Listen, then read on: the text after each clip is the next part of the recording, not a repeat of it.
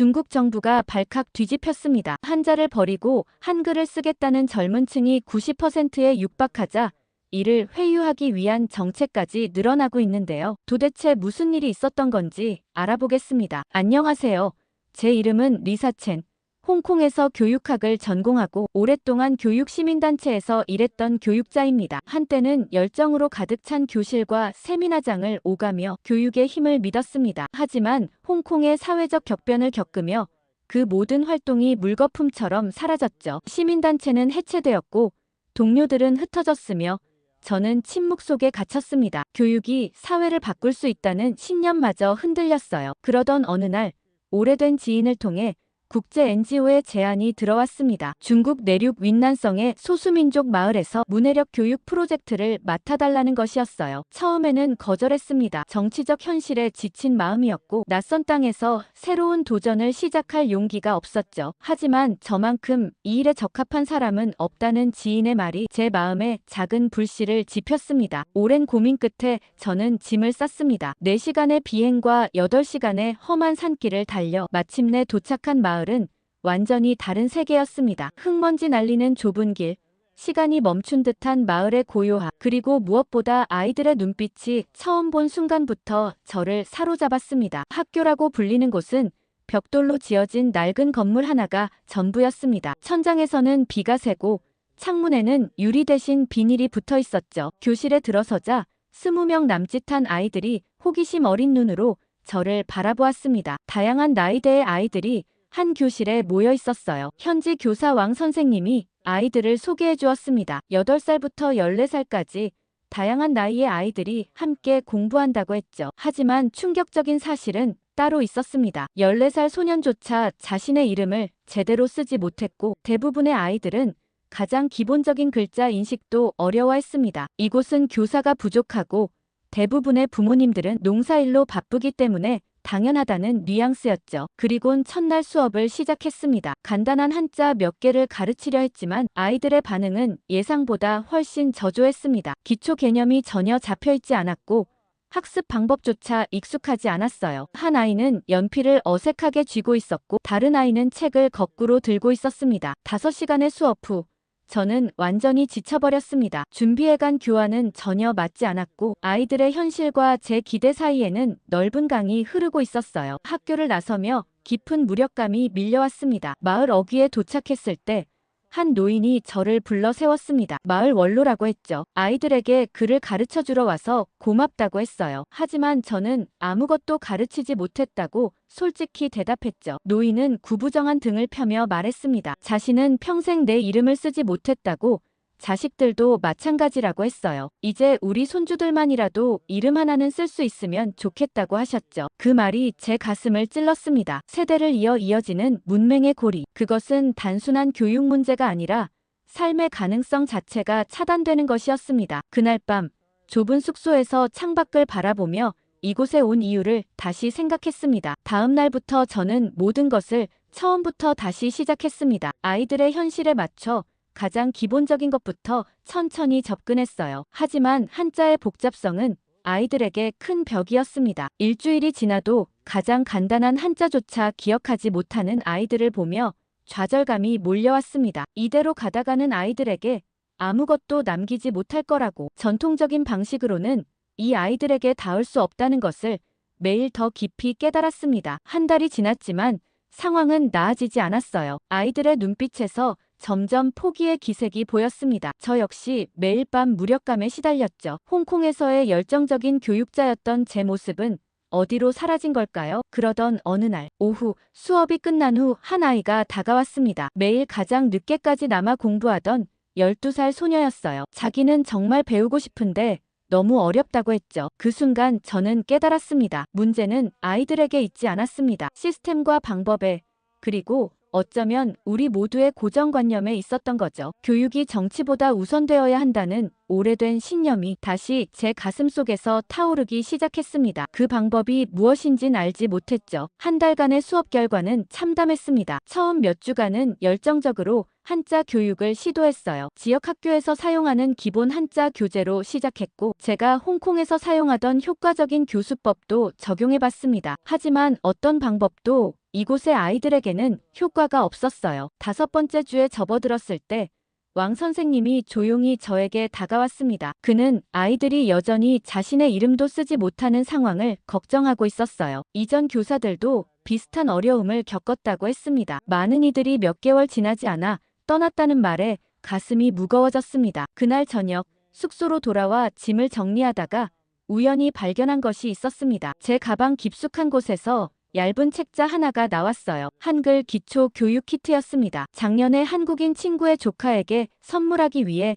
번역해둔 자료에 남은 일부였죠. 당시 한글의 과학적이고 체계적인 구조에 매료되어 취미로 공부를 시작했다가 너무 재밌어서 드라마도 다 이해할 정도로 공부에 심취했었던 기억이 떠올랐습니다. 책자를 펼쳐보니 간단한 자음과 모음, 도표, 기본 발음 연습, 그리고 쉬운 단어 예시들이 담겨 있었어요. 특히 눈에 띄었던 것은 한글의 형태가 발음기관의 모양을 본떠 만들어졌다는 설명이었습니다. 손가락으로 자음을 따라 그려보니 놀랍도록 직관적이었어요. 다음 날 아침, 저는 충동적인 결정을 내렸습니다. 정규 수업을 시작하기 전 작은 실험을 해보기로 했어요. 칠판에 한글 자음 5개를 크게 썼습니다. 그리고 각각의 발음을 아이들에게 들려주었어요. 아이들의 반응은 즉각적이었습니다. 호기심 가득한 눈으로 칠판을 바라보던 아이들은 곧 제가 발음하는 소리를 따라하기 시작했어요. 특히 놀라웠던 것은 밍저의 반응이었습니다. 한자 학습에서 가장 어려움을 겪던 소년이 한글 자음을 가장 먼저 따라 쓰기 시작했어요. 실험은 30분으로 계획했지만 아이들의 열정에 이끌려 거의 1시간 동안 계속되었습니다. 수이펑은 자신의 이름을 한글로 어떻게 쓰는지 물었고 라오웨이는 친구들의 이름을 한글로 적어보려고 했어요. 교실에는 오랜만에 웃음소리가 가득했습니다. 그날 저녁, 저는 한글 교육 키트를 더 자세히 연구했습니다. 한글은 표음 문자로 소리를 직접 표현할 수 있다는 점이 가장 큰 특징이었어요. 24개의 기본 글자로 거의 모든 소리를 표현할 수 있다는 사실이 중요했습니다. 반면 한자는 수천 개의 개별 문자를 각각 배워야 했죠. 다음 날, 저는 한글의 기본 자음과 모음을 소개하고 그것들을 조합하여 간단한 음절을 만드는 방법을 가르쳤어요. 아이들은 놀라울 정도로 빠르게 받아들였습니다. 특히 한글의 블록 형태로 글자를 조합하는 방식은 마치 퍼즐 게임처럼 아이들의 흥미를 끌었어요. 그리고 일주일이 지났을 때 놀라운 변화가 일어났습니다. 아이들 대부분이 기본적인 한글 자음과 모음을 익혔고 간단한 단어도 읽고 쓸 수 있게 되었어요. 무엇보다 중요한 것은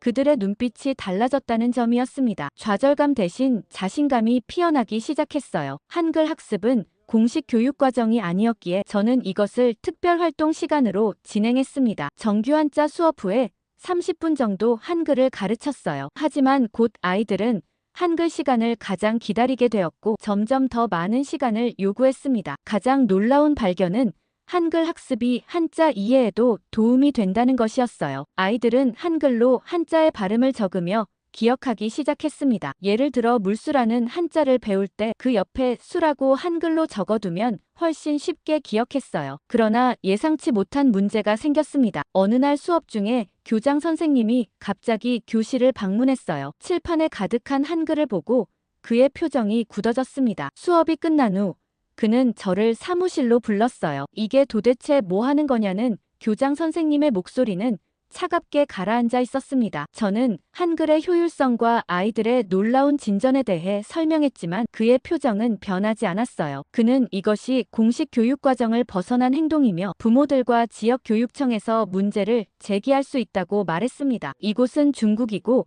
우리 아이들은 한자를 배워야 한다는 그의 말은 단호했어요. 저는 한글이 한자 학습의 보조도구로 사용되고 있다고 설명했지만 그는 이미 결정을 내린 듯 했습니다. 다음 날부터 한글 교육은 공식적으로 중단되었어요. 교장 선생님은 이것이 교육지침 위반이라고 했지만 실제로는 더 깊은 문화적, 정치적 우려가 있음을 느낄 수 있었습니다. 아이들의 실망한 얼굴을 보는 것이 가장 힘들었습니다. 그들은 왜 재미있고 효과적인 학습 방법을 더 이상 사용할 수 없는지 이해하지 못했어요. 한글 수업이 공식적으로 중단된 이후 학교 분위기는 눈에 띄게 냉랭해졌어요. 교장 선생님의 시선은 날카로워졌고 일부 지역 교사들은 저를 마주칠 때마다 고개를 돌렸습니다. 낯선 문자를 가르친다는 소문이 마을 전체로 퍼진 것 같았어요. 아침 조회 시간, 교장 선생님은 모든 아이들 앞에서 교육의 중요성과 전통을 강조하는 연설을 했습니다. 그의 말 속에는 명확한 경고가 담겨 있었어요. 외부의 영향력으로부터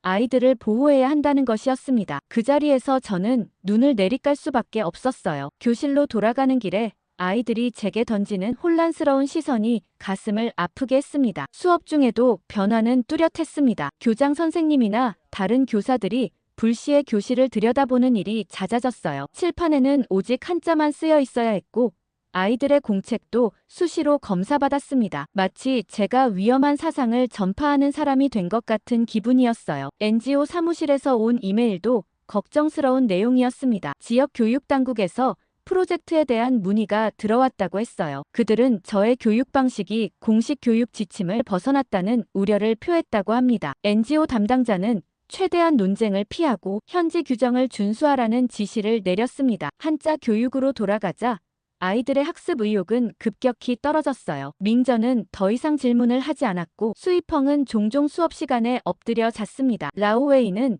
아예 며칠씩 학교에 나타나지 않기도 했죠. 한 달 전에 활기찬 교실 분위기는 완전히 사라져버렸습니다. 가장 마음 아픈 일은 민저가 쉬는 시간에 몰래 제게 다가와 속삭였던 순간이었어요. 그는 자기 방에서 혼자 한글을 연습하고 있다고 했습니다. 하지만 어머니가 그 글자를 보고 화를 내며 공책을 찢어버렸다고요. 민저의 눈에는 눈물이 고여 있었습니다. 저는 그저 그의 어깨를 토닥이며 괜찮다고 말할 수밖에 없었어요. 하지만 제 마음속에서는 무언가가 조금씩 결심으로 굳어가고 있었습니다. 이대로 물러설 수는 없었습니다. 아이들의 학습권이 정치적 이유로 제한되는 것을 그냥 지켜볼 수 없었어요. 하지만 정면으로 대립하는 것은 아이들에게도 프로젝트 전체에도 도움이 되지 않을 것이었습니다. 조용하지만 효과적인 방법이 필요했어요. 먼저 한글 교재를 더 작고 은밀하게 재구성했습니다. 휴대폰으로 사진을 찍어 작은 카드로 인쇄했어요. 각 카드는 주머니에 넣을 수 있을 만큼 작았고 한쪽 면에는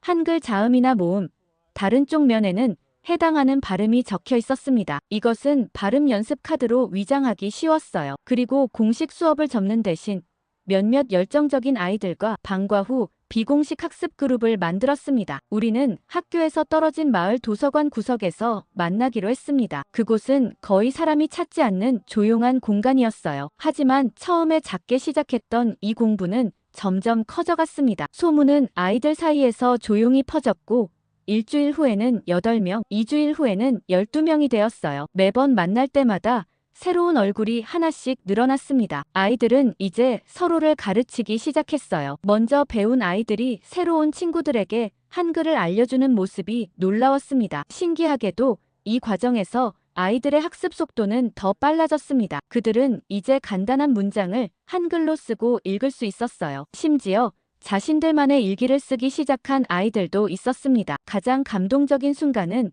라오웨이의 할머니가 아픈 날이었습니다. 병원에 가야 했지만 할머니는 문맹이었기 때문에 의사의 지시사항을 이해하지 못했어요. 라오웨이는 할머니를 위해 의사의 말을 한글로 받아 적고 집에 돌아와 차근차근 설명해 주었습니다. 그날 저녁 라오웨이는 제게 말했어요. 처음으로 할머니에게 도움이 된 것 같다고, 그를 알게 되어 정말 기쁘다고. 하지만 어느 날 아침 학교에 도착하자마자 교장 선생님이 저를 사무실로 불렀어요. 그의 책상 위에는 제가 만든 한글 카드들이 놓여 있었습니다. 교장 선생님은 이것이 직접적인 교육 지침 위반이라고 경고했습니다. 더 이상의 한글 교육은 용납하지 않겠다는 단호한 태도였어요. 만약 계속된다면 NGO에 공식 항의를 하고 프로젝트 자체를 중단시킬 수도 있다고 했습니다. 저는 아이들의 놀라운 발전에 대해 설명하려 했지만 그의 결정은 이미 내려진 상태였어요. 학교를 나오면서 가슴이 무겁게 가라앉았습니다. 복도에서 마주친 아이들은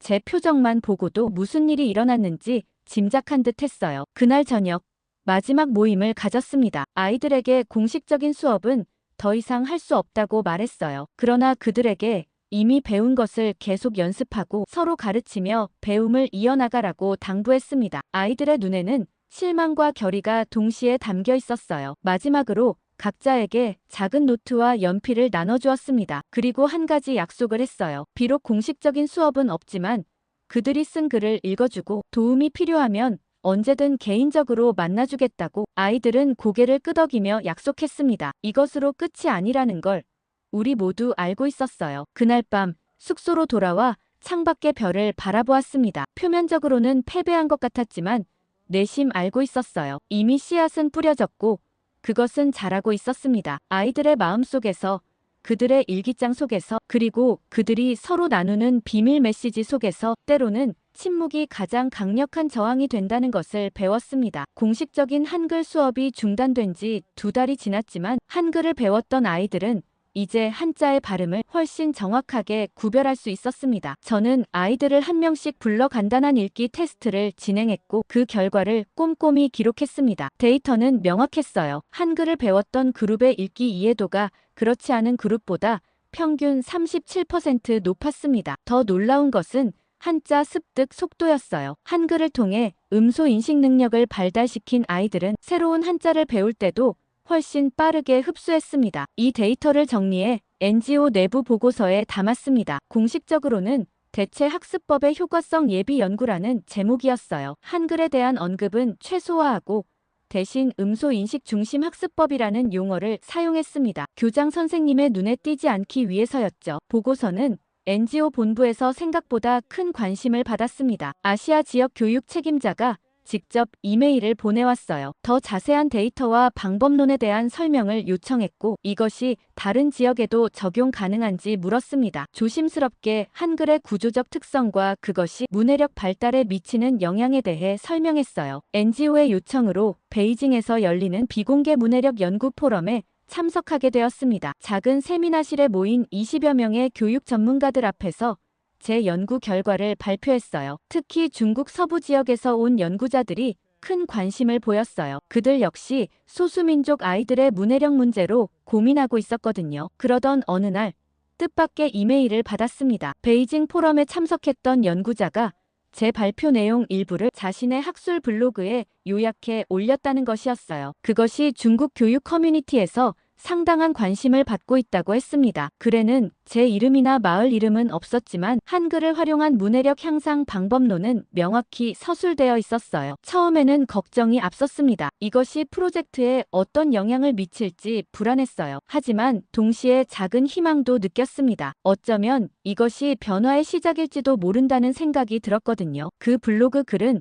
예상보다 훨씬 더 광범위하게 퍼져나갔습니다. 중국 SNS 플랫폼에서 젊은 교육자들과 학부모들 사이에서 공유되기 시작했어요. 소리를 읽는 혁명적 방법이라는 제목으로 퍼지던 이 내용은 점점 더 많은 사람들의 관심을 끌었습니다. 마을로 돌아온 지 일주일 후 NGO 본부에서 긴급 화상 회의를 요청했습니다. 아시아 지역 책임자와 함께 교육 프로그램 디렉터까지 참석한 자리였어요. 그들은 제 연구에 대한 높은 평가와 함께 우려도 전했습니다. 온라인에서의 관심이 프로젝트에 불필요한 주목을 끌 수 있다는 걱정이었죠. 그럼에도 불구하고 제 데이터 수집은 계속되었습니다. 이제 6개월치의 추적 데이터가 모였고 그 결과는 더욱 설득력 있었어요. 한글 학습 경험이 있는 아이들의 전반적인 학업 성취도가 향상되었고 특히 언어 관련 과목에서 두드러진 발전을 보였습니다. 그런데 어느 날 오후 학교 컴퓨터실에서 이메일을 확인하던 중 놀라운 메시지들을 발견했습니다. 베이징과 상하이, 심지어 신장과 티베트 같은 먼 지역에서 온 메시지들이었어요. 그들은 모두 한글 교육 자료를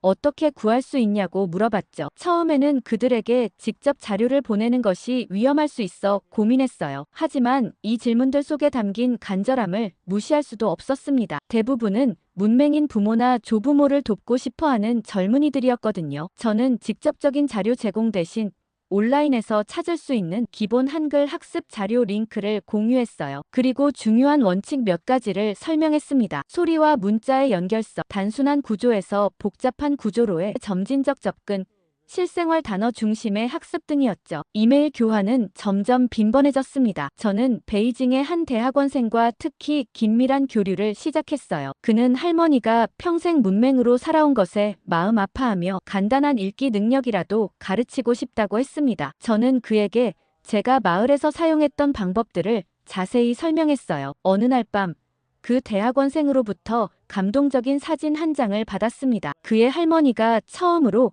자신의 이름을 쓴 종이었어요. 서툴지만 분명한 글씨체로 쓰인 그 이름을 보며 문득 깨달았습니다. 이것은 단순한 교육 실험이 아니라 사람들의 삶을 바꾸는 일이라는 것을요. 그날도 카페에서 메일함을 확인하고 있었습니다. 이 일이 점점 커지면서 제게 메시지들이 물밀듯이 쏟아졌어요. 중국 전역에서 심지어 국경을 넘어 해외에서까지 온 메시지들이었습니다. 한글을 배우기 시작했어요. 어머니께 가르쳐드리고 싶습니다. 할아버지가 처음으로 자신의 이름을 쓰셨습니다. 눈물을 흘리셨어요. 우리 마을 아이들에게 한글을 가르치기 시작했습니다. 놀라운 변화가 일어나고 있어요. 메시지들을 읽는 동안 가슴 한편이 뜨거워졌습니다. 제가 시작한 작은 실험이 이처럼 멀리 그리고 깊이 영향을 미치고 있다니 믿기 어려웠어요. 블로그에 올라간 제 연구 내용은 이제 중국 젊은이들 사이에서 일종의 비공식 교육혁명으로 번져가고 있었습니다. 하지만 이런 관심과 함께 불안감도 커져갔습니다. 카페 주인이 조심스럽게 다가와 속삭였어요. 최근 낯선 사람들이 제 활동에 대해 물어보고 있다고 조심하라고 말이죠. 컴퓨터 화면을 닫으며 깊은 숨을 내쉬었습니다. 이제 돌이킬 수 없는 강을 건너고 있다는 느낌이 들었어요. 다음 날 아침 NGO 상부에서 긴급 메시지가 도착했습니다. 교육부 산하기관에서 우리 프로젝트에 대한 공식 조사를 시작했다는 내용이었어요. 특히 비승인 교육 방법론에 대한 우려가 제기되었다고 했습니다. 메시지의 마지막 문장이 가장 무거웠어요. 현 상황에서는 프로젝트의 원래 목표에 집중할 것을 권고합니다. 이것은 사실상의 경고였습니다. 한글 교육을 완전히 중단하라는 암묵적 지시였어요. 저녁 무렵 학교 사무실에서 나오는 길에 왕 선생님과 마주쳤습니다. 그는 평소와 달리 주변을 살피더니 저를 한적한 곳으로 이끌었어요. 마을에 공안국 직원들이 왔다는 소식이었습니다. 그들은 외국 문화 침투에 대한 조사를 벌이고 있다고 했어요. 첸 선생님, 당신이 하는 일의 가치를 저는 알고 있습니다. 하지만 지금은 왕 선생님의 눈에는 걱정과 미안함이 가득했습니다. 말을 끝맺지 못한 채 그는 고개를 숙였어요. 그날 밤 제 이메일 계정에 접속할 수 없다는 메시지가 떴습니다. NGO 계정도 마찬가지였어요. 마치 누군가가 제 디지털 존재를 지워나가는 것 같았습니다. 핸드폰으로 오는 메시지들도 종종 지연되거나 아예 도착하지 않았어요. 감시의 그물이 서서히 좁혀오고 있었습니다. 하지만 이런 압력 속에서도 놀라운 일이 일어나고 있었어요. 메시지가 차단되자 젊은이들은 더 창의적인 방법을 찾아냈습니다. 게임 채팅방과 음악 앱의 댓글 섹션, 심지어 요리 블로그의 댓글창까지 한글에 대한 정보와 학습 경험이 암호화된 언어로 공유되기 시작했어요. 그러던 어느 날 오후 마을 시장에서 장을 보던 중 한 젊은 여성이 제게 다가왔습니다. 그녀는 인근 도시에서 온 대학생이었어요. 마치 오래된 친구를 만난 것처럼 자연스럽게 대화를 시작했지만 그녀의 말 속에 숨겨진 메시지가 있었습니다. 선생님, 저희 온라인 독서 모임에서 당신의 교육 방법론에 대해 많이 이야기하고 있어요. 특히 소리를 읽는 방법에 관심이 많습니다. 그녀는 조심스럽게 종이 한 장을 건넸어요. 거기에는 위챗 그룹 QR코드가 인쇄되어 있었습니다. 우리 모임에 초대하고 싶어요. 많은 사람들이 선생님의 이야기를 듣고 싶어 합니다. 그 순간 깊은 딜레마에 빠졌습니다. 이런 직접적인 접촉은 위험할 수 있었어요. 하지만 동시에 이 젊은이들의 배움에 대한 열정을 외면할 수도 없었습니다. 조심스럽게 종이를 받아 주머니에 넣었어요. 하지만 그날 저녁 숙소로 돌아오는 길에 낯선 차 한 대가 제 뒤를 따라오는 것을 발견했습니다. 검은색 세단으로 분명 마을에서 본 적 없는 차였어요. 심장이 빠르게 뛰기 시작했습니다. 골목길로 접어들자 차는 지나갔지만 그 존재감은 오랫동안 제 마음에 무거운 그림자를 드리웠습니다. 다음 날 NGO에서 공식 이메일이 도착했습니다. 프로젝트 재평가를 위한 임시 중단 결정이었어요. 이유는 명시되지 않았지만 그 의미는 분명했습니다. 누군가가 위에서 압력을 넣고 있었던 거죠. 이메일 끝에는 2주 내에 베이징 사무실로 복귀하라는 지시가 있었습니다. 마음은 혼란스러웠지만 당장 해야 할 일은 분명했습니다. 아이들과의 마지막 수업을 준비했어요. 무엇을 말해야 할지, 어떻게 작별 인사를 해야 할지 고민했습니다. 하지만 교실에 들어서자 아이들의 얼굴에서 이미 모든 것을 알고 있다는 표정이 읽혔어요. 수업이 끝난 후 밍저가 다가와 조그마한 노트를 건넸습니다. 열어보니 한글로 쓰인 글이 가득했어요. 선생님 감사합니다. 우리는 계속 배울 거예요. 그 아래로 반 아이들 모두의 이름이 한글로 적혀 있었습니다. 눈물이 왈칵 쏟아질 뻔했지만 꾹 참았어요. 방으로 돌아와 짐을 싸기 시작했습니다. 그때 핸드폰으로 알 수 없는 번호에서 메시지가 왔어요. 오늘 밤 9시 마을 외곽 오래된 절에서 만나요. 중요합니다. 발신자는 표시되지 않았지만 어쩐지 대학생 여성의 메시지 같았습니다. 갈지 말지 고민했습니다. 위험할 수도 있었지만 이것이 마지막 기회일지도 모른다는 생각이 들었어요. 해가 지고 어둠이 내리자 조심스럽게 마을을 빠져나왔습니다. 오래된 절은 관광객도 거의 오지 않는 한적한 곳이었어요. 도착하니 예상대로 그 대학생 여성이 기다리고 있었습니다. 그러나 그녀 혼자가 아니었어요. 10명 남짓한 젊은이들이 모여 있었습니다. 그들의 눈빛에서 결연한 의지가 느껴졌어요. 그들은 하나둘 자신의 이야기를 나누기 시작했습니다. 문맹인 부모님을 돕고 싶은 대학생과 시골 학교에서 열악한 환경에서 아이들을 가르치는 젊은 교사, 그리고 소수민족 마을의 문해력 향상을 위해 노력하는 활동가. 그들 모두에게는 한 가지 공통점이 있었어요. 글을 읽고 쓸 수 있다는 것, 그 기본적인 권리를 모두에게 전하고 싶다는 열망이었습니다. 그 순간 무거운 결단을 내렸습니다. 그동안 모아온 모든 자료와 교환들,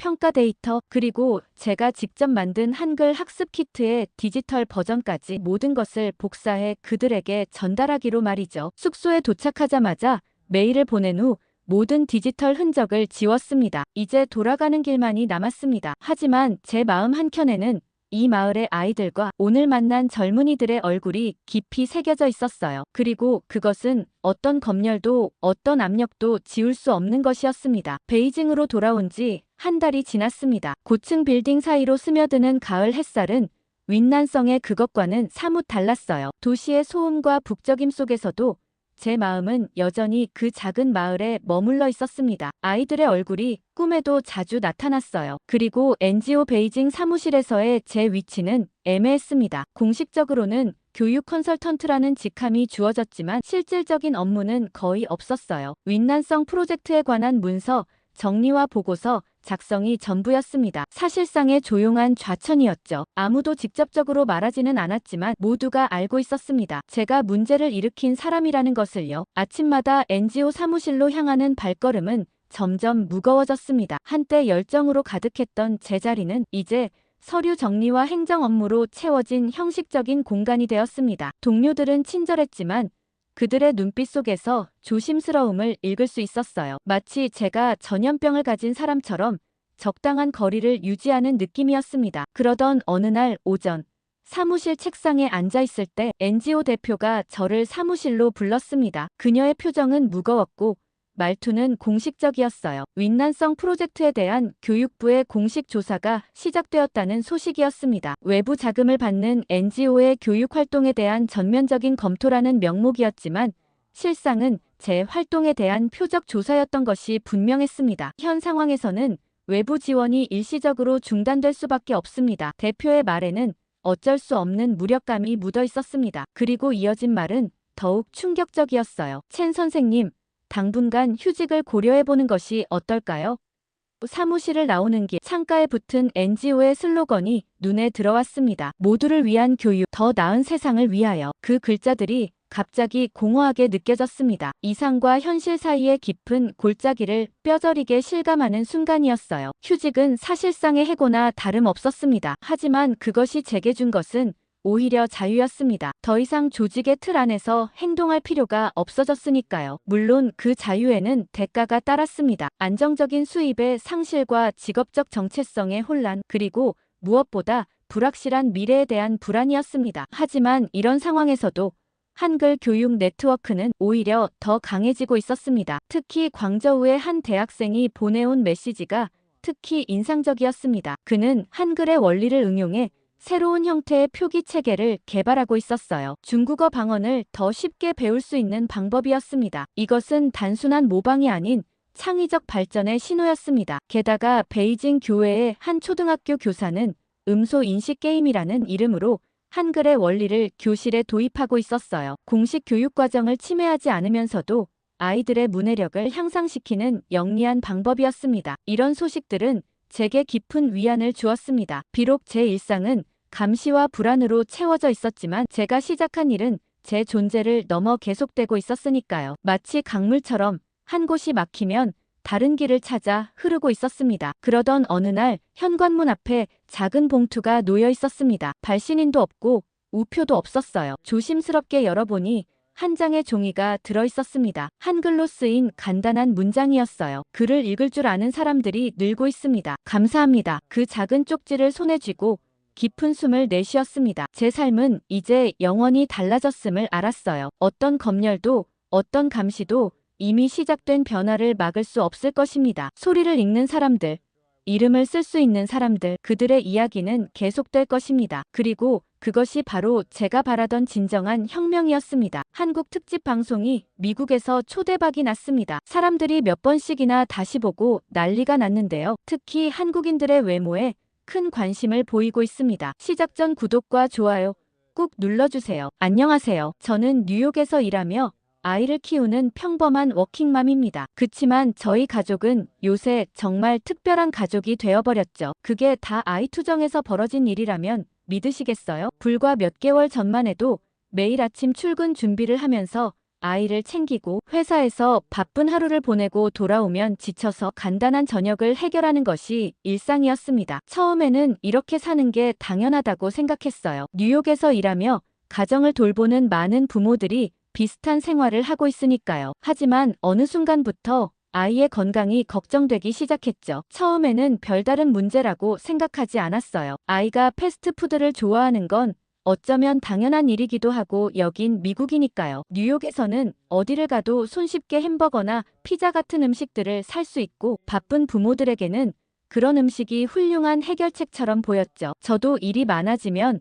아이에게 쉽게 해결할 수 있는 음식을 사주거나 가끔은 냉동식품을 데워 먹이기도 했습니다. 아침에는 시리얼이나 토스트, 우유 한 잔 정도로 끝내는 날이 많았고요. 그나마 학교에서 먹는 밥이 그나마 아이에겐 영양 잡힌 식단이었을 텐데 학교 급식이 완벽하지 않다는 건 이미 알고 있었어요. 영양사가 균형 잡힌 식단을 계획한다고는 하지만 대량으로 만들어지는 음식이다 보니 맛이나 질에서 아쉬운 점이 많았거든요. 아이도 급식을 그닥 좋아하진 않았어요. 물론 마음이 아팠지만 바쁜 일상 속에서 매일 도시락을 준비할 여유가 없었기에 그저 위로의 말만 건넬 수밖에 없었죠. 실제로 급식 메뉴를 보면 튀긴 음식이 자주 나오고 그마저도 만든 지 오래돼 식감이 좋지 않다고 해요. 급식엔 아이들이 먹기 편하게 만든다는 명목으로 가공식품 위주의 메뉴가 많았어요. 물론 학교에서도 노력은 하지만 제한된 예산과 많은 학생들의 입맛을 맞춰야 하는 어려움이 있다는 걸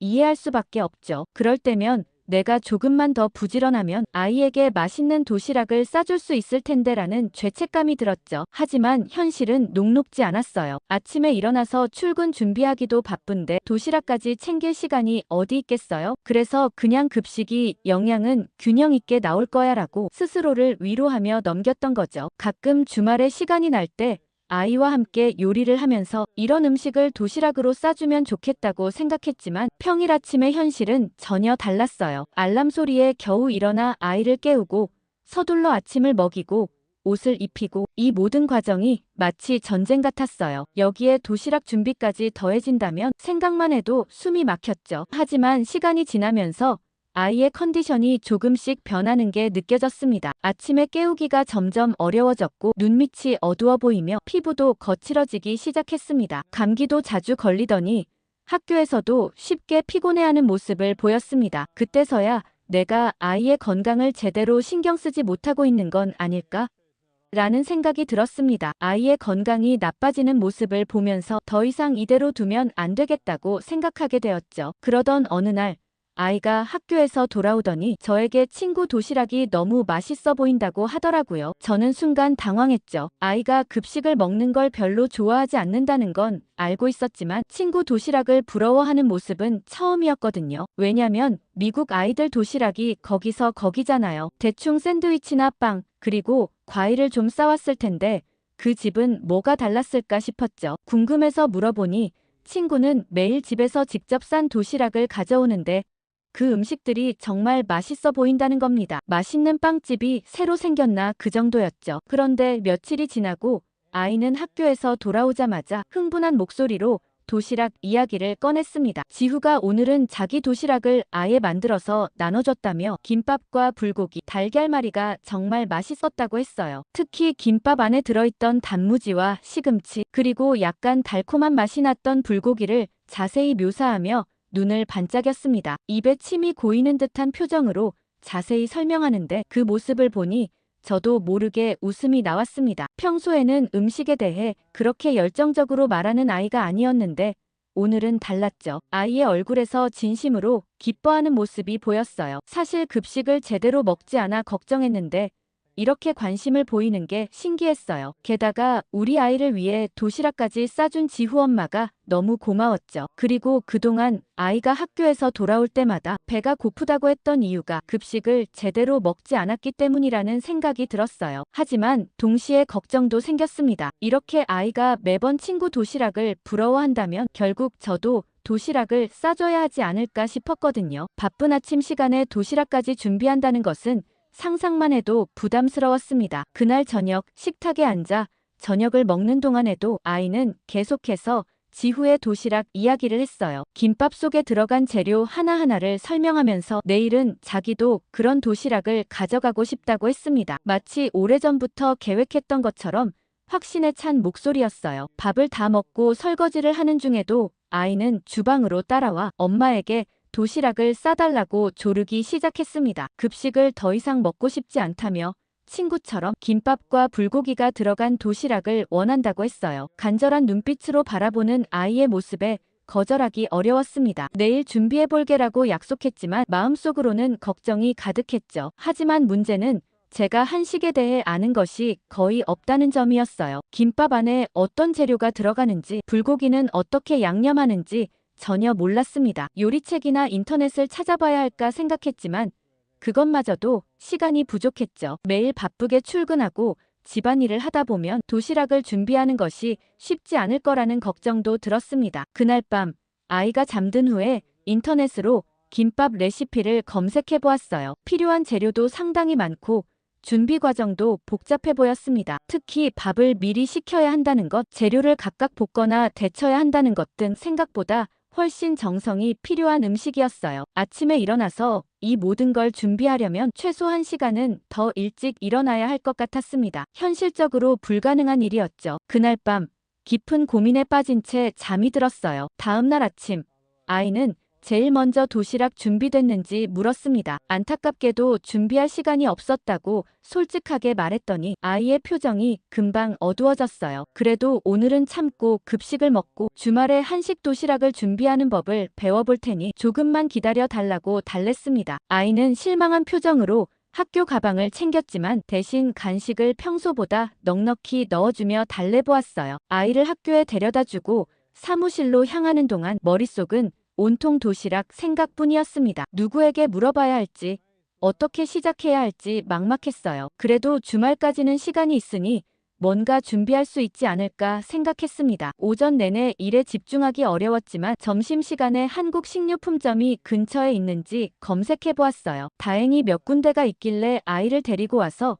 식료품점을 들러야겠다 생각했죠. 아이를 기다리고 있는데 저는 깜짝 놀라고 말았습니다. 학교 앞에서 지후의 엄마와 마주치게 되었어요. 지후 엄마도 지후를 기다리고 있었는데 우연히 그녀와 눈이 마주쳤고 서로 가볍게 인사를 나눴어요. 저는 너무 반갑더라고요. 그러면서 저는 용기를 내어 지후 도시락에 대한 이야기를 꺼냈습니다. 우리 아이 김밥까지 챙겨줘서 너무 고맙다고 했죠. 그리고 조금 쑥스러웠지만 아이가 매일같이 도시락 이야기를 한다고 솔직하게 말씀드렸어요. 그러자 지후 엄마는 안 그래도 지후 도시락을 너무 부러워하는 친구가 있다고 하길래 만드는 김에 그땐 넉넉히 보냈다고 얘기했어요. 그러면서 지후 엄마는 따뜻한 미소를 지으며 한식은 생각보다 어렵지 않다고 말했습니다. 아이들이 좋아하는 음식들은 대부분 간단한 방법으로 만들 수 있다고 하더라고요. 그리고 제게 정말 구세주 같은 제안을 했죠. 이번 주말에 시간이 있으면 자기 집에 와서 함께 만들어보지 않겠냐는 초대였습니다. 안 그래도 아이 때문에 막막했는데 그녀의 따뜻한 미소와 진심 어린 제안에 용기를 내어 수락했어요. 한식을 제대로 배우면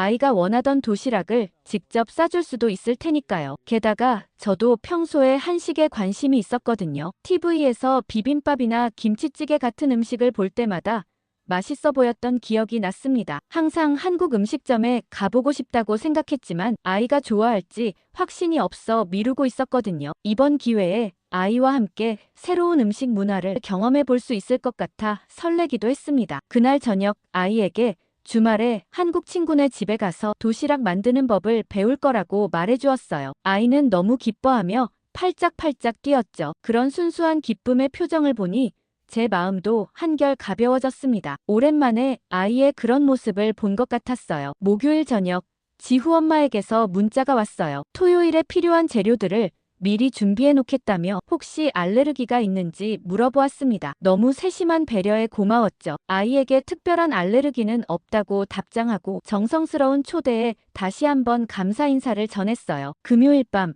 아이는 설레는 마음에 잠을 설쳤어요. 내일 배울 요리들에 대해 계속 물어보았죠. 저 역시 설렘 반, 걱정 반이었습니다. 한식을 직접 만드는 경험은 처음이라 어색할 것 같기도 했어요. 또 다른 문화의 음식을 배우는 것이 부담스럽기도 했지만 그만큼 새로운 경험에 대한 기대도 컸죠. 주말 아침, 저와 아이는 설렘 가득한 마음으로 지훈의 집을 향했습니다. 현관벨을 누르자 지후가 환한 얼굴로 문을 열어주었어요. 지후가 우리를 반갑게 맞이하는 모습에 아이도 덩달아 신이 난 표정이었죠. 그런데 현관에 들어서자마자 잠시 당황했습니다. 지후 엄마는 우리를 보며 부드럽게 웃으면서 신발을 벗고 들어오라고 했죠. 뉴욕에서는 집 안에서도 신발을 신고 다니는 것이 일반적이었는데 문화 차이가 느껴지는 순간이었어요. 아이는 저보다 더 빨리 적응해서 신발을 벗고 지후를 따라 들어갔습니다. 저도 서둘러 신발을 벗었죠. 맨발로 바닥에 발을 디디는 순간 예상치 못한 따뜻함이 발바닥을 통해 전해졌어요. 추운 날씨였지만 집 안바닥은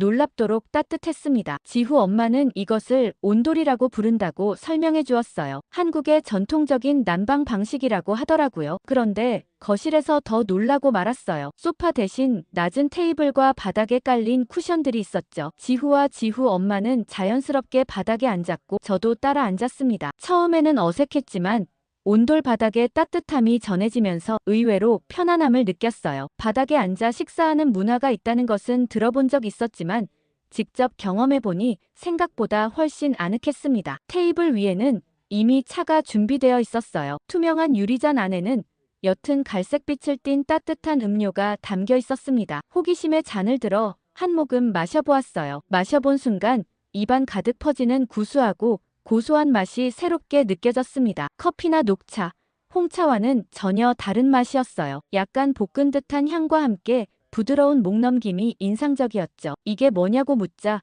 지후 엄마는 미소를 지으며 이것이 보리차라고 설명해 주었습니다. 한국에서는 물 대신 이렇게 보리차를 일상적으로 마신다고 했어요. 볶은 보리를 물에 우려내는 차라고 했죠. 아이가 조심스럽게 차를 한 모금 마시더니 너무 맛있다고 했습니다. 지후 엄마에 따르면 보리차는 한국 가정에서 가장 흔하게 마시는 음료 중 하나라고 했습니다. 카페인이 없어서 아이들이나 임산부도 안심하고 마실 수 있고 소화를 돕고 노폐물 배출에도 좋다고 했어요. 더운 여름에는 시원하게 냉장고에 보관해서 마시고 추운 겨울에는 따뜻하게 데워 마신다고 했습니다. 제가 보리차 맛이 독특하다고 하자 지후 엄마는 웃으며 처음에는 많은 외국인들이 그렇게 느낀다고 했어요. 하지만 계속 마시다 보면 그 구수한 맛에 중독될 수도 있다며 농담처럼 말했습니다. 실제로 두 번째 잔을 마실 때는 벌써 그 맛에 익숙해지고 있는 제 자신을 발견했어요. 저와 아이가 너무 잘 마시니 지후 엄마는 작은 통에 보리차 티백을 몇 개 담아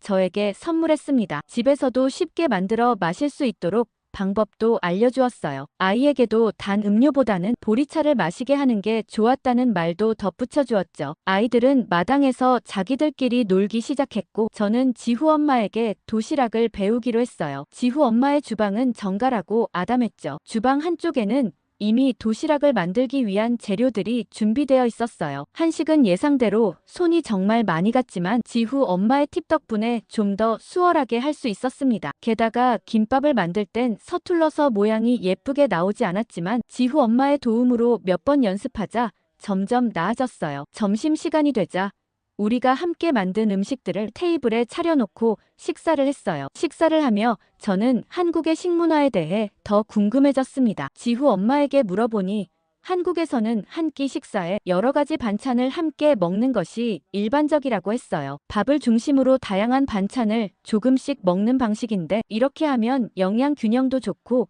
입맛도 지루해지지 않는다고 했습니다. 그러면서 지후 엄마는 작은 노트를 꺼내 저에게 건네주었습니다. 그 안에는 오늘 배운 레시피들과 함께 다양한 한식 반찬 만드는 법이 적혀 있었어요. 도시락을 쉽게 준비할 수 있는 팁들도 있었죠. 이것만 있으면 어설프게라도 흉내를 낼 수 있을 것 같더라고요. 지후 엄마의 따뜻한 배려와 친절함이 너무 고마웠죠. 집으로 돌아가는 길, 아이는 계속해서 지훈의 집에서 있었던 일들을 이야기했어요. 특히 바닥에 앉아서 식사한 것과 보리차의 맛, 직접 만든 김밥에 대해 신이 나서 말했습니다. 그리고 다음날 아침, 저는 평소보다 일찍 일어나 도시락을 준비해 보기로 했습니다. 지후 엄마에게 배운 대로 달걀말이를 만들고 전날 밤에 미리 양념해둔 불고기를 구웠어요. 처음 만든 도시락치고는 꽤 괜찮아 보였어요. 아이는 제가 준비한 도시락을 보고 너무 좋아하더라고요. 그 모습을 보니 아침 일찍 일어나 준비한 보람이 느껴졌습니다. 그날 저녁 아이는 학교에서 돌아와 흥분된 목소리로 친구들이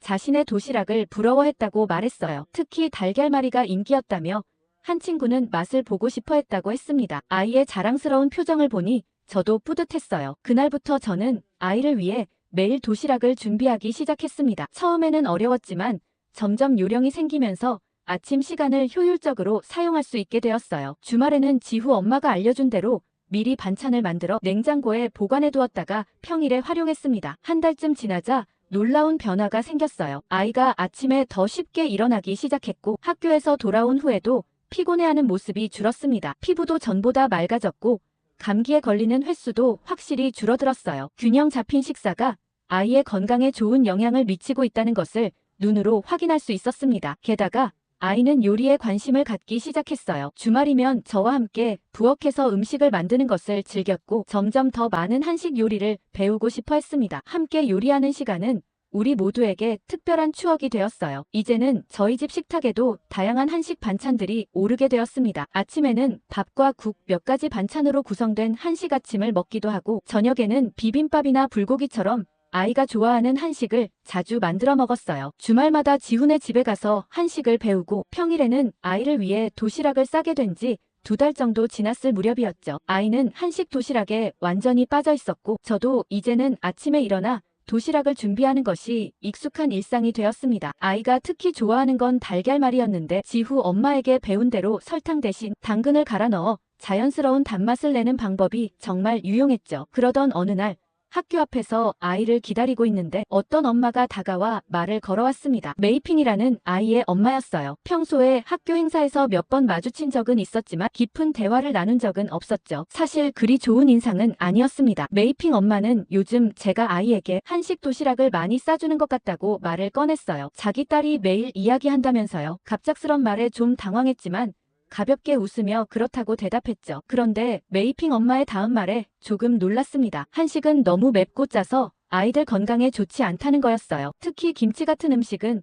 아이들이 먹기에는 너무 자극적이라며 걱정하는 듯한 표정을 지었습니다. 예상치 못한 발언에 어떻게 반응해야 할지 몰라서 잠시 머뭇거렸어요. 하지만 메이핑 엄마는 제 반응과는 상관없이 계속 말을 이어갔어요. 중국 음식이야말로 진짜 건강식이라며 한방 재료를 써서 몸에 정말 좋다고 강조했습니다. 약식동원이라고 음식이 곧 약이 된다는 중국의 전통적인 믿음까지 설명해 주었어요. 저는 불편한 마음이 들었지만 최대한 정중하게 웃으며 듣고 있었습니다. 사실 메이핑 엄마에 대해서는 좋지 않은 기억이 있었거든요. 한 달 전쯤 학교 봄 축제 때였어요. 아이들이 모두 무대에 올라 공연을 하고 있었는데 메이핑 엄마가 갑자기 앞 사람들을 밀치고 최전방으로 가서 자기 폰으로 사진을 찍기 시작했던 일이 있었습니다. 뒤에 있던 몇몇 학부모들이 불만을 표했지만 아랑곳하지 않고 계속 자기 아이만 열심히 촬영했어요. 공연이 끝난 후에도 다른 부모님들에게 사과 한마디 없이 자리를 떠났던 모습이 아직도 선명히 기억났죠. 그런데 오늘은 그런 메이핑 엄마가 갑자기 친한 척을 하며 중국 요리를 알려주겠다고 하는 게 이상했어요. 이번 주말에 자기 집에 와서 진짜 건강에 좋은 중국 요리를 배우라고 계속해서 권하는데 그 적극적인 태도에 차마 거절하기가 어려웠습니다. 메이핑 엄마는 자기 아이가 항상 학교에서 제일 건강하고 감기 한 번 걸리지 않는다며 자랑했어요. 그건 모두 중국 전통 요리의 힘이라고 했습니다. 특히 죽이나 수프를 많이 먹여서 그렇다면서 한식처럼 짜고 맵고 자극적인 음식은 아이들 위장에 안 좋다고 또 강조했어요. 사실 지후 엄마에게 배운 한식은 짜지도 맵지도 않았습니다. 오히려 재료 본연의 맛을 살리고 자연 재료로 단맛과 감칠맛을 내는 방법을 배웠거든요. 하지만 굳이 그 자리에서 설명하고 싶지는 않았어요. 그러다 마침 아이들이 학교에서 나오기 시작했고 메이핑이 제일 먼저 뛰어나왔습니다. 그런데 메이핑의 행동을 보고 또 한 번 깜짝 놀랐어요. 다른 아이의 어깨를 밀치며 자기 엄마에게 달려오는 모습이 보였거든요. 뒤따라 나온 아이가 넘어질 뻔했는데도 메이핑은 뒤돌아보지도 않았습니다. 심지어 그 아이가 울음을 터뜨렸는데도 말이에요. 메이핑 엄마는 그런 딸의 행동을 본 척도 않고 오히려 품에 안으며 칭찬했어요. 오늘 학교에서 수학 문제를 제일 먼저 풀었다며 자랑스러워했죠. 그런 모습을 보니 더 불편한 마음이 들었습니다. 제 아이가 나오자 서둘러 인사를 하고 자리를 뜨려 했지만 메이핑 엄마는 끈질기게 이번 주말에 놀러오라고 했어요. 자신의 전화번호를 메모해서 건네주며 꼭 연락하라고 당부했습니다. 결국 애매하게 생각해보겠다는 대답만 하고 아이와 함께 집으로 돌아왔어요. 집으로 가는 길에 아이에게 메이핑에 대해 물어봤습니다. 아이는 메이핑이 학교에서 좀 유명하다고 했어요. 수업 시간에 선생님 말씀을 자주 끊고 자기 이야기만 하려고 한다고 했습니다. 또 쉬는 시간에 다른 아이들 간식을 허락 없이 가져가는 경우도 있었다고 해요. 심지어 지난주에는 지후의 필통에서 예쁜 지우개를 그냥 가져가 버렸는데 선생님이 물어봐도 모른다고 잡아댔다는 거예요. 하지만 하는 수 없이 애매하게 승낙한 탓에 주말에 잠시 방문하기로 했어요. 주말이 되어 아이와 함께 메이핑네 집으로 향했습니다. 아파트 단지 안에 있는 집이었는데 현관문을 열자마자 강한 향신료 냄새가 풍겨왔어요. 메이핑 엄마는 화려한 중국식 앞치마를 두르고 우리를 반갑게 맞이했습니다. 집안은 화려한 중국 장식품들로 가득했고 벽에는 중국어로 된 글귀들이 걸려 있었어요. 식탁 위에는 이미 여러 가지 요리들이 놓여 있었습니다. 한국이나 미국에서 흔히 보는 중국 요리와는 조금 달랐어요. 큼직한 그릇들 안에 색깔이 강한 음식들이 가득했죠. 가까이 다가가 보니 모든 요리 위에 기름이 둥둥 떠 있는 게 보였어요. 식욕을 돋우기보다는 조금 부담스럽게 느껴졌죠. 메이핑 엄마는 자신만만하게 말하면서 우리 접시에 음식을 듬뿍 담아주었어요. 거절할 틈도 없이 접시가 순식간에 가득 찼습니다. 아이는 낯선 음식들을 보고 조금 당황한 표정이었지만 예의상 한번 먹어봐야겠다는 생각에 용기를 냈어요. 그런데 너무 기름지고 매워서 놀랐습니다. 두부는 부드러웠지만 그 맛을 느끼기도 전에 강한 향신료 맛이 입안을 지배해버렸어요. 고기 요리는 더 충격적이었죠. 한 입 베어 물자마자 입안에 기름이 가득 퍼졌고 고기는 너무 짜서 물을 마시지 않고는 삼킬 수가 없었어요. 아이도 용감하게 한 입 먹었다가 눈을 동그랗게 뜨더니 황급히 물을 찾았습니다. 하지만 메이핑 엄마는 전혀 눈치채지 못한 듯 계속해서 중국 요리의 건강함을 역설했어요. 그 말을 듣는 순간 지후 엄마가 만들어주던 담백하고 깔끔한 한식이 떠올랐습니다. 식사가 계속되면서 메이핑 엄마는 또 다른 요리를 가져왔어요. 이번에는 동물의 내장으로 보이는 것이 들어있는 탕이었습니다. 뭔지 물어보지도 못한 채 우리 그릇에 국물이 담겼어요. 아이는 이미 포기한 듯 물만 마시고 있었고 저도 더 이상 새로운 요리를 시도할 용기가 나지 않았습니다. 그래도 준비한 성의가 있어 최대한 정중하게 칭찬하려 했지만 사실 입맛에 맞지 않는 음식들 앞에서 진심을 담기 어려웠어요. 메이핑 엄마는 제 말에 의기양양해지더니 더 자신감 있게 한식을 비교하기 시작했습니다. 한국 음식은 그냥 고추장, 된장만 넣으면 달하며 맛이 너무 단순하다고 했어요. 반면 중국 요리는 복합적이고 깊은 맛이 있다고 자랑했죠. 빨리 자리에서 일어나고 싶어 시계만 보다 아이의 취침 시간이 다가왔다는 핑계로 일어날 수 있었어요. 메이핑 엄마는 남은 음식을 플라스틱 용기에 담아 가져가라고 하더라고요. 저는 간신히 사양한 채 억지로 웃으며 집을 나왔습니다. 문을 닫는 소리가 들리자마자 아이가 크게 한숨을 쉬었어요. 집으로 가는 동안 아이는 평소와 달리 조용했습니다. 분명 배가 불편한 모양이었어요. 집에 도착하자마자 아이는 화장실로 달려갔어요. 저도 속이 너무 더부룩하고 불편했죠. 기름진 음식과 강한 향신료가 위장을 자극한 것 같았어요. 그날 밤 아이와 저는 번갈아가며 화장실을 들락날락했습니다. 소화불량 때문에 둘 다 제대로 잠을 이루지 못했어요. 다음 날 아침 아이는 여전히 속이 아프다며 괴로워했습니다. 그러면서 이제 중국 음식은 다신 안 먹는다며 지훈의 집에서 먹는 한식이 훨씬 맛있다고 하더라고요. 그 말을 듣고 웃음이 났어요. 아이의 솔직한 반응이 저의 생각과 일치했거든요. 메이핑 엄마가 말한 것과는 달리 우리가 경험한 중국 요리는 전혀 건강하게 느껴지지 않았어요. 오히려 지후 엄마에게 배운 한식이 더 담백하고 소화도 잘 되는 것 같았습니다. 간혹 한식이 짜거나 맵다는 편견을 가진 사람들이 있지만 실제로 한식은 다양한 채소와 발효식품을 활용한 건강한 음식 문화라는 걸 경험을 통해 알게 되었습니다. 그 일이 있고 주말 늦은 오후 지친 몸과 마음을 달래고 싶어서 백화점으로 향했습니다. 한식 도시락을 만들고 메이핑 엄마의 집에서 불편한 식사를 경험한 이후 잠시 머리를 비우고 싶었거든요. 아이는 지훈의 집에 맡기고 혼자만의 시간을 갖기로 했죠. 매일 아침 일찍 일어나 도시락을 준비하고 직장에서 바쁜 하루를 보내고 집에 돌아와 저녁 준비하는 일상에 조금 지쳐 있었어요. 이럴 땐 혼자 쇼핑을 하며 기분 전환을 하는 게 최고인 것 같았습니다. 쇼핑몰에 도착해서 가장 먼저 향한 곳은 옷 매장이었어요. 요즘 도시락 만들기에 푹 빠져 있다 보니 자기 관리에 소홀했던 것 같아서 예쁜 옷이라도 하나 사서 기분을 바꿔보고 싶었거든요. 매장 안으로 들어서니 화사한 봄 컬렉션이 눈에 들어왔습니다. 특히 파스텔톤의 원피스들이 마음에 쏙 들었어요. 그런데 옷들을 구경하고 있는데 문득 제 시선이 한 여성에게 고정됐어요. 날씬하고 세련된 분위기의 아시아계 여성이었는데 머리부터 발끝까지 완벽하게 스타일링이 되어 있었죠. 짧은 단발머리는 윤기가 흘렀고